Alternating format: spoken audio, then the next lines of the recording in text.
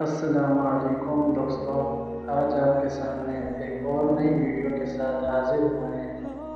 اگر آپ کو ہماری یہ ویڈیو اچھی لگے تو چینل کو سبسکرائب اور ویڈیو کو لائک ضرور کیجیے گا۔ آپ کا بھائی محمد عمیر عزیز۔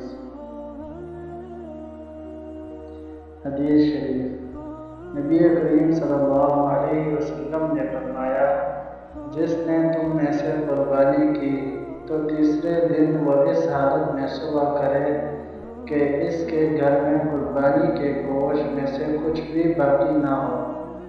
دوسرے سال صحابہ اکرام رضی اللہ تعالی عنہم نے عرض کیا، یا رسول اللہ، کیا ہم اس سال بھی وہی کریں جو پچھلے سال کیا تھا کہ 3 دن سے زیادہ قربانی کا گوشت بھی نہ رکھیں؟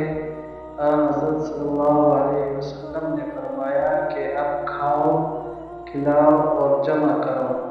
پچھلے سال تو چونکہ لوگ تنگی میں مبتلا تھے، اس لیے میں نے چاہا کہ تم لوگوں کی مشکلات میں ان کی مدد کرو۔ البخاری، حدیث نمبر 5569۔ دوستو، اگر آج کی ہماری یہ ویڈیو آپ کو اچھی لگے تو لائک ضرور کیجیے۔